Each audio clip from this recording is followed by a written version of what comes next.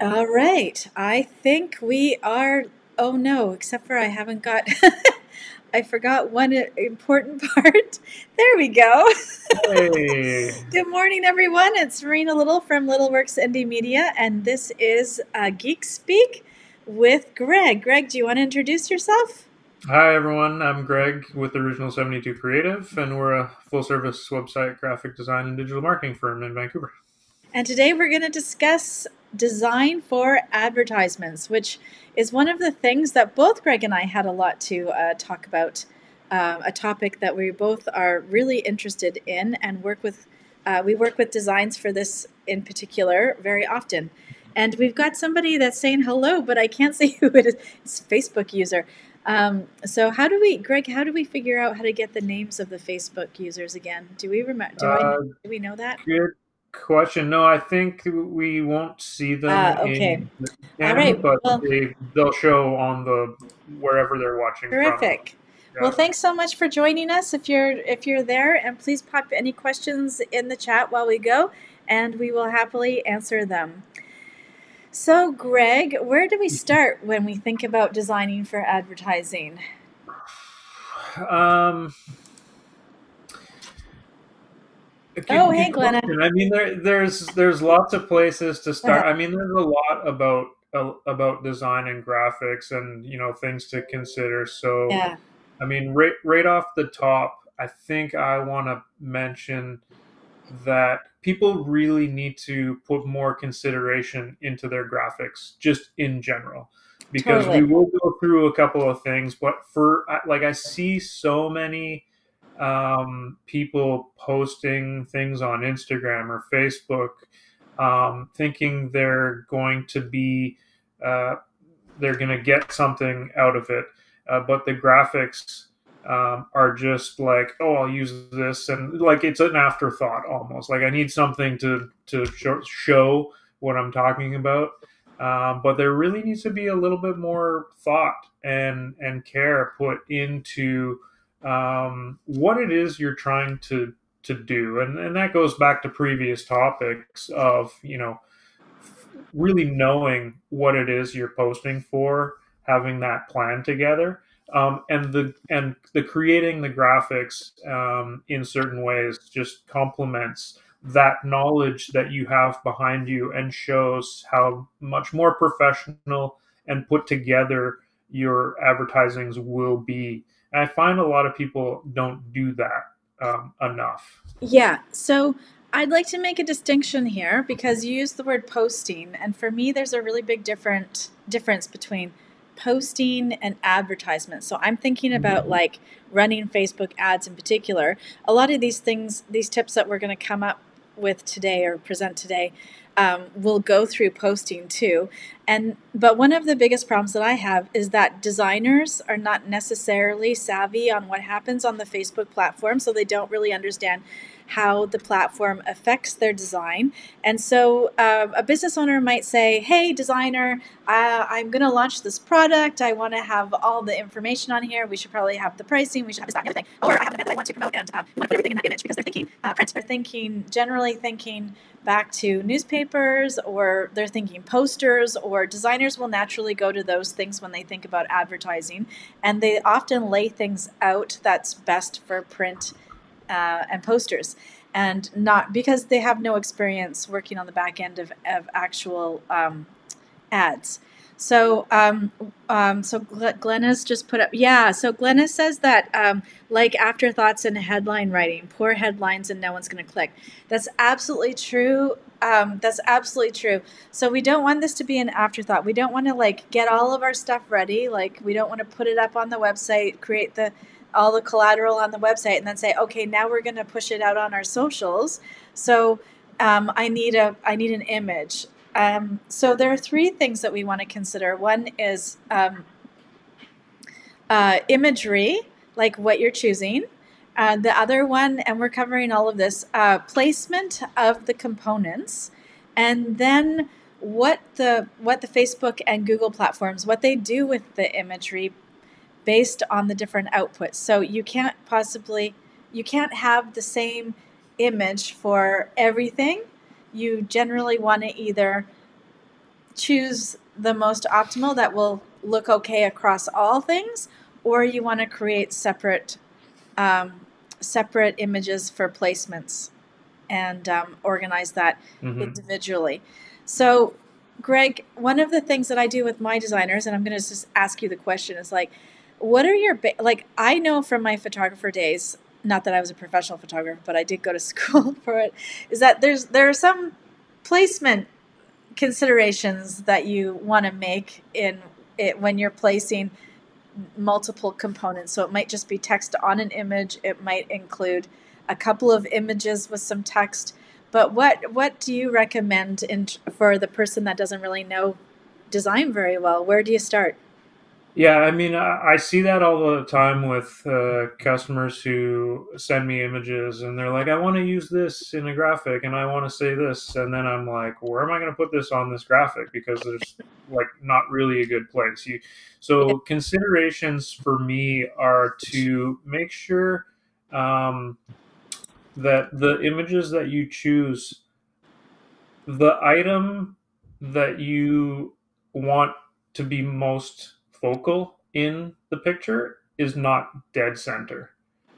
Ah, You okay. always want it to be off to one or the other side, Mhm. or in an upper or a lower section, so that so consider when you're looking at images where that text will be placed um, into a spot on the page. Yeah. Yeah. So if you haven't heard of, you know, the golden rectangle or the golden means or The I like golden to call ratio. it, yeah, golden ratio. I like to call it the tic tac toe, tic tac toe board. Because if you think about it, if you can break your image up in two-thirds that way and two-thirds this way, like into thirds both ways, then Mhm. those lines are the important lines. So you want to sort of like make sure that you're not to the left or to the right, and then if you've got a person in there, you want to consider like where do you crop them, how do you move them, because there are a few basic points. So if you're going to crop top of the head a little bit, not too close because that makes people look weird, but a little bit off the hair is okay. And then you want to crop people sort of at their short sleeve line if you're going to crop them along the top. And then if you're going to crop a sort of a body, you want to crop sort of the top third of your thigh. And then if you're not going to, if you want to crop any lower than that, you don't crop at all, and you always include the shoes. You don't want to have people starting at the ankles, or the mid calf, which is actually a it's quite common to see people do that when Yeah, they're doing their own yeah. stuff. And then the other thing that you want to do is when you're thinking about those sort of thirds, you want to crop people. You want to put their eyes on one of those lines, or you want to put their lips, their smile on one of those lines. Those are pretty good things to remember. And then the text, if you have a block of text, it's the center of the text that you're matching up with one of those lines, not the top of the text or the bottom of the text, but the center. And that should generally keep you online. And the one thing that I love and that I always get my new social media people in who don't maybe have a background in visual any language or design or anything, I'll get them the book called Design for Non-Designers. And it just gives some really easy tips, and you can just thumb through and mark the spots for the different ways of, you know, thinking about, how squishy your text should be, how big it should be, and uh, should it be over to the left? Should it be over to the right? Like, if you have the person looking in this direction, where should the text go in relationship to that person looking in a direction? All of those kinds of things they're easy little tricks to pick up if you're aware that they actually exist. And this book is great. It's just a easy reference book. Um, and then you were bringing up focal information, Greg, and I'd love for you to chat a little bit more. How do you handle hierarchy of information? Because I think that's what it is. It's deciding the hierarchy on your information. Yeah, the so essentially you want to have a good size heading, and the heading should be impactful and really capture what your advertising is supposed to be about. The second thing I typically see in that are wrong with some graphics is they have a nice large heading and oriented nicely on the image, and then there's a little bit more detail in a smaller font right underneath the heading. Sometimes it's small, sometimes it's a maybe a sentence or two, and then thirdly, there is like a call to action or button or something saying like sign up now or that kind of a thing to get people to act.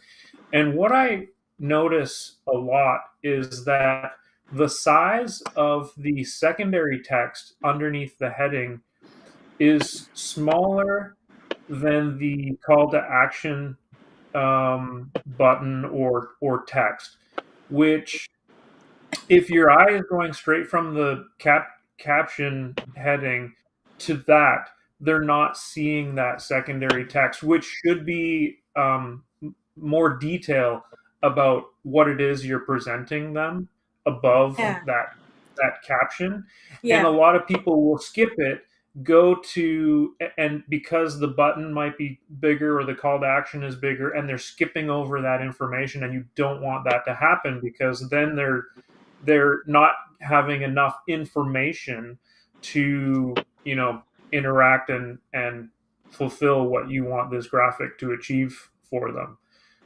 because they don't go back to that because they go to the heading, then they go to the next biggest thing, which might be the call to action, and they just skip over that So, other text. I see that a lot.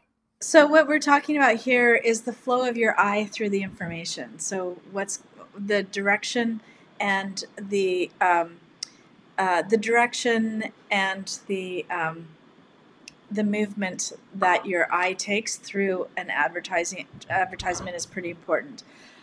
So just on that note, this is where I butt heads with designers because and business owners because I don't really want that secondary information on the image at all. And I sometimes don't even want that button on there or the call to action, depending on what it is. Because when I put those advertisements up on Facebook, the call to action, the call to action is the heading, like a little heading on the bottom of the image. The button is separated outside, and then there's a nice little spot for all that text to go. And so I don't like it when we repeat what's in the image and what's in the text. And what's in the text is super important. Like what gets put in the status is really important because electronic readers will read that. That's how Facebook organizes its search. If you're searching for events, for example, it'll show up from there. Details can bring your event up for certain search results. So we don't want to skip putting that stuff into the actual platform. So I don't really, and also then the other problem is that are people looking at this on a desktop or are they looking at it on an iPhone? So when you put the information on the images, that image goes shoo, and then all that little text goes shoo, and then all of a sudden no one can read it anyways. So that's why I like to have the secondary text in this status. Do you like my little sound effects? I mean, I Yeah. worked on those all night. I've been practicing those. I mean, it was the total shrinking sound, so it's perfect. Exactly, right? So I feel like we really need to know what the application is for these images when we're deciding what kind of information to put on the image, because I definitely think there are some key points that you could put to make things pop. But the one thing that always gets me is that people put their event name on the image and then, it comes up in the Facebook event page and it comes up on the Eventbrite page. And so it's like just a duplication and it doesn't add anything and it doesn't help. I don't think it really helps that much. I don't know. Maybe I don't know. Yeah, I was sort of coming at it, I guess, less of from the point of view of it being specifically for a Facebook ad, Yeah. which is how you're coming across this, and I completely agree. Yeah. Um, and just in general, you have to think about your graphic, what you're going to be using it for, Yeah. and only put on it what is really needed, because it's not like you want to clutter the entire graphic with all Yeah. kinds of text, Yeah. and like you absolutely don't want to do that. You want Yeah. to keep it minimal, but get a point across to So, capture someone's imagination. so sometimes instead of putting the event title on the image itself, what I like to do is one of those little red banners that go across the corner that says, only 10 tickets left or only 5 tickets left or whatever it is. That will help to move people to action because it's limited, right? So anything that creates that kind of like, ooh, I better get my ticket now before it sells out, rather than if you have just an event that's there that doesn't actually tell you how many tickets are left. People think that they have all the time in the world before the event time to purchase that ticket. So those kinds of things will move people to action. Um, I need to find my. Where's my? I have to cough and I can't find my. Where's the mute button? So it's right next to your image on the eCam. I don't see it. Oh God, no. Is that it? No, it must be on your next to your image, but not on mine. Okay, I'm gonna try and stifle it. Just Um, cough. okay, so the next thing that we want to talk about then is different placements. Can we talk about placements now? Yeah, placements from the point of view of placing text within the image. No, sort of. Sorry, placements in apps, like placements.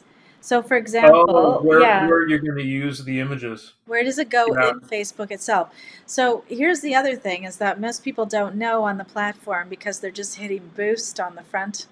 They don't actually look at their image and organize their images well for placement. So what happens is you watch it on, you've made an image that's this shape for your Facebook desktop because that's what the that's usually what you get from a designer unless you ask for other things. You might get a square for social, but you'll either get a square or a rectangle, and then all of a sudden, you know, Facebook is trying to shove that thing onto stories, and it's cropping it in this direction.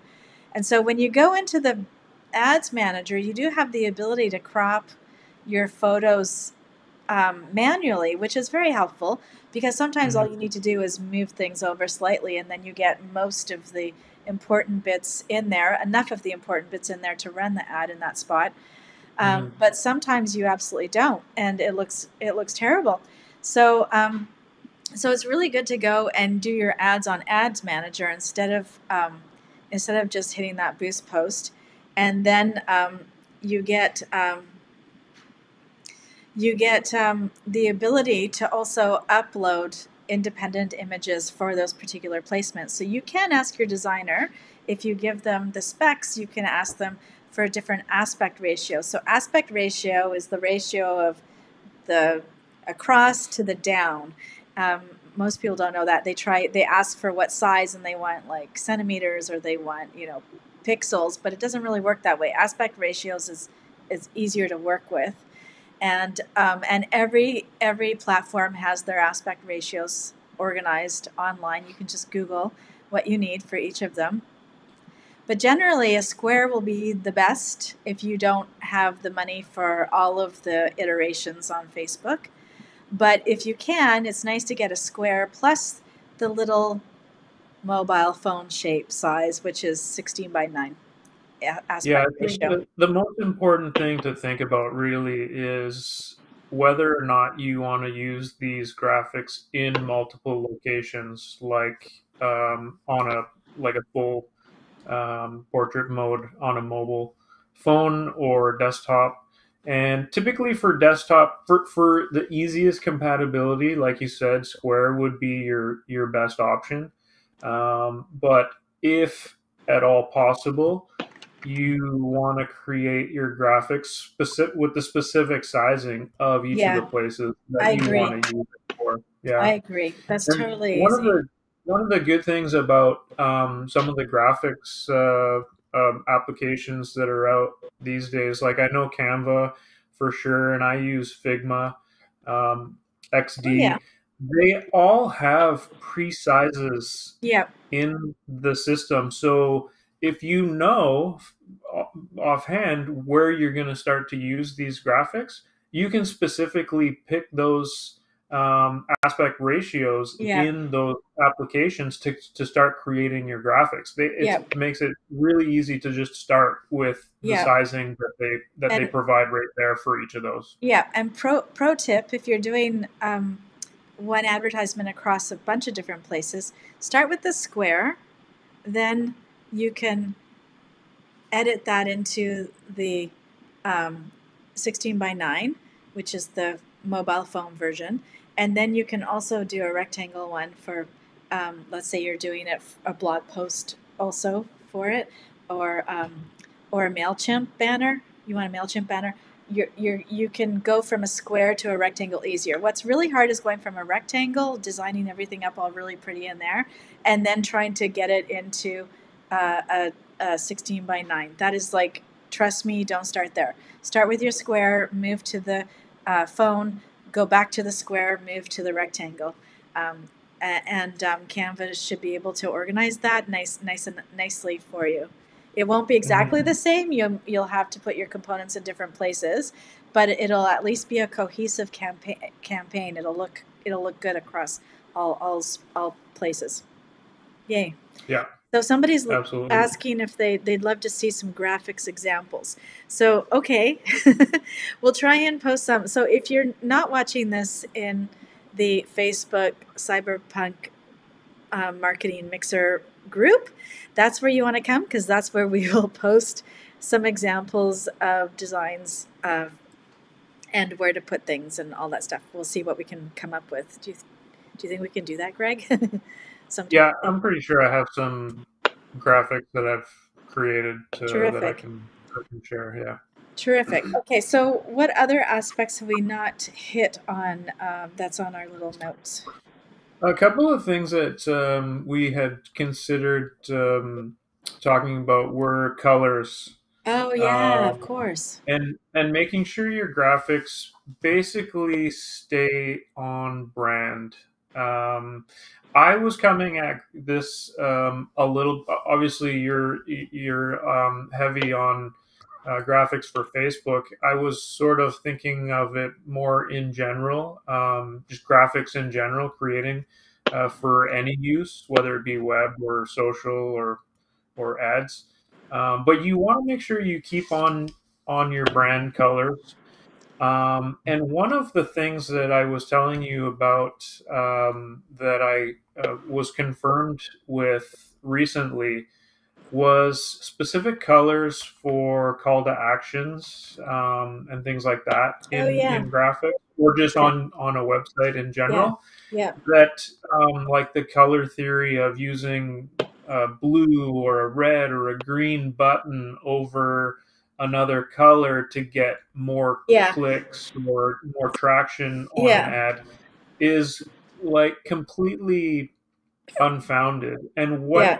you really need to focus on is keeping on brand colors for your business and having as much contrast as possible in anything that you really need people to notice or take action on. And the contrast really is what's going to make people see and make the graphics more usable. Yeah. So I just want to expand a little bit about what you mean by brand colors, because I think that sometimes business owners get a little bit mixed up and a little bit rigid in what that means. And so, Mhm. brand colors um, is more than just what your logo colors are. So, what we don't really want to see is people designing entire websites and everything that they do in just the colors from their logo. What generally we do after we establish your logo colors is we create a palette, a branding palette um, of colors that complement your logo colors. So generally, they're going to be if they're done well, in my opinion. I like the ones that are sometimes they're analogous, which means similar color ways. I like the ones that are contrasty because that actually like not contrasty. Um, what's the word for the colors that are Com- across each Complementary. complementary, right? So if you Yeah. work with a complementary color palette as opposed to an analogous color palette, you will automatically build that contrast into your palette and into your brand, which makes it a lot easier when it comes to making decisions on what colors to use for your call to action buttons, for example. But what we noticed yesterday, which was super fun, because we went through a whole bunch of big uh, multinational e-commerce stores the other day to see, because it wasn't that long ago that marketers were telling you make those like call to actions in like bright red and get those people's attention. And it's like people are not dumb. If they want your thing, it's not going to be the color red that makes you buy. It's going to be actually the how it's going to affect your life and make your life better. That's what's going to make them want to buy, and then they will find that complimentary button. But what we noticed was that there is really a unified approach to e-commerce at the moment, especially in fashion, which is where we were really focusing yesterday or on Tuesday. And that is sort of like this really clean white space. And then that allows all of the product to pop because it's not in contrast to your brand colors throughout the whole site. And even a lot of the brands that we knew that they had colors, even they would put their logos up in the left corner, very quite nice and small, like how we like it. But they would put them up in the black tone rather than their actual full color. And then and then the other thing is the buy buttons were not super contrasty. They were usually black on the white background. So they were easy to pick out because against the color of the product and the white background, black is actually a really good choice. And it seemed to be the aesthetic that most of the fashion big brands were utilizing. And then here's the other thing that you can do when you think about your brand colors. You can also introduce every now and again a color that's not part of your brand, which is what um, was it the Bay that was doing it, or was it the Gap? I forgot. But one of them Well, had the we looked at the bay and it had red and green, yes, but that's the one. But they were both roll. red and green are part of like they have that multicolor Ah, that's yellow, right. red, That's green, true. But black. that green wasn't that green a little bit different than their brand green though. Like I thought it was more I of a didn't look Christmas at it green. close enough, but Okay. yeah. But they cleverly and beautifully integrated the green and red, which you're right is part of their brand. But I think that green was different. It was more of a tealy green rather than a greeny green. But anyways, um, they did it in this really subtle way where when you rolled over the buttons, the Christmas colors came up, which I thought was really good. It's almost like a little bit subliminal, but not, and it's nicely Christmas and festive, but not in your face. So I really enjoyed that little introduction of color in that weirdo little spot. Um, and and so yeah, it's super important to have contrasty things so that things pop and don't sort of. Oh, I had a client yesterday, and their website. We're just going to do a refresh for them, and their last website was all done in their brand colors and their logo colors. No other palette except for like I think three colors. And it looks. She was complaining that she felt her site looked washed out, and that's why it looks washed out Mhm. because you're using and it's not washed out like it is a really they're all three of them are beautiful colors, but it just has the washed out effect because it's not contrasting. There's nothing contrasting with it. So it plays color plays a super important part because it affects your psychological response, how you respond to it. I know we're creeping up Oh, on a can I minute just left here, and there was sorry, one one last last thing. thing, or Do you have one last thing yeah, too? Do we have time for one last I, thing?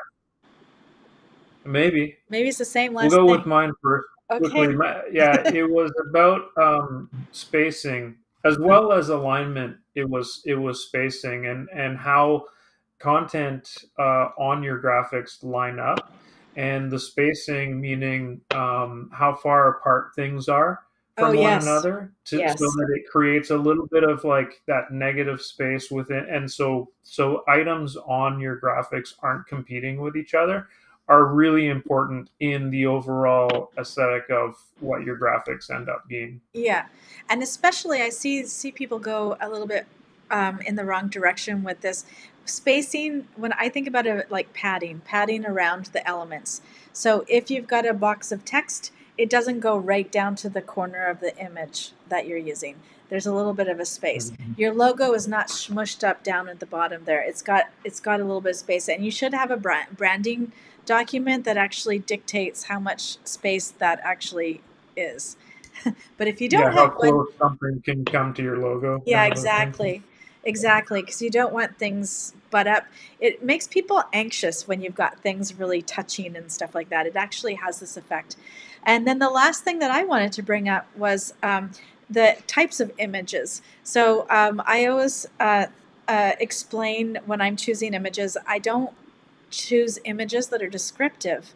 So, unless you're selling a product, if you're selling a product, you're going to use the product.